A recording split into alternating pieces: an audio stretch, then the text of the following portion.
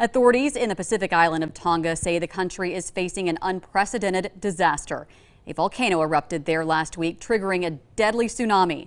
CBS's Ian Lee reports at least 3 people are confirmed dead in Tonga, but there's fear that the actual number is much higher.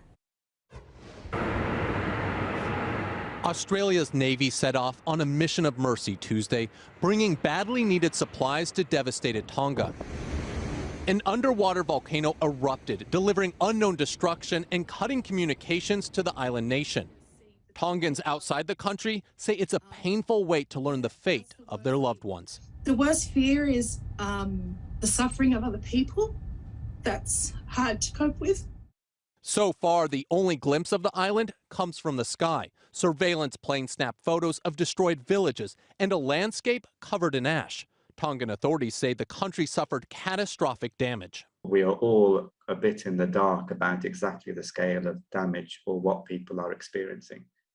Tonga's airport is still out of action. Up to 200 volunteers are sweeping the runway in preparation for the supplies to land on Thursday or Friday. The eruption triggered a tsunami that tore across the Pacific, hitting countries like Fiji, an island 500 miles away from the volcano. Tonga is only 40, and its Navy saw tsunami waves as high as 30 feet.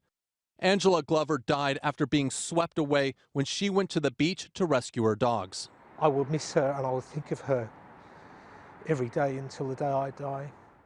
Tongan authorities fear the death toll will grow as the full scale of the disaster becomes clear.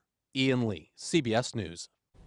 So sad. And Tonga's violent volcanic eruption is thought to be the world's largest in more than 30 years.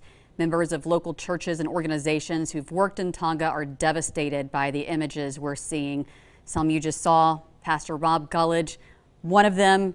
Pastor Rob, you spent some time in Tonga while serving the Government Street United Methodist Church. We are glad to have you. What goes through your head seeing what's happening there? Well, my memories go back actually before my time at Government Street in Mobile. I was a student in seminary at the time. But if you can imagine a very lush, quiet, peaceful environment, and then just the very thought of a torrent of water, the ash blanketing the place, I can envision it quite dramatically in my mind. A frightful thing. It's not like a hurricane that we have time to prepare for. This was instantaneous and terrifying, no doubt. I'm sure. It is hard to imagine. What was your focus, the focus of your missionary work while you were in Tonga? Well, actually, it was not missionary work per se. Rather, I was a student participating in a regional seminar in world evangelism. I was a student at Emory University, and my professor was directing this seminar. It's interesting to note that Tonga is actually a missionary sending nation where I think about 90% of the country are Methodists, a significant Catholic population, and other Christian traditions there. But they actually send the missionaries. I was in class among some very, very talented students.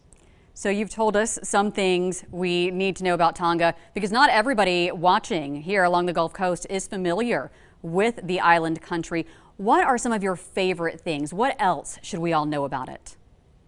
Well, the place is quite tranquil, and in the time that I was there was no broadcast television, so it was even quieter. Just listen to the shortwave for the news every few hours. But if you can imagine, when they gather for a community event or in church, everyone from the youngest child on upwards sings in beautiful harmony. Their hospitality is enough to make a Southerner speechless. And as well, it's just lush and green. To eat a pineapple in the market, as I did with my professor, is a memory that I'll never forget. Sounds like a lovely place full of lovely people, I should say. Now, you mentioned as far as technology there, I did read that eruption pretty much cut Tonga off from the world. Have you been able to get in touch with any of the people you met, you helped while you were there? No, I haven't had any contact in country.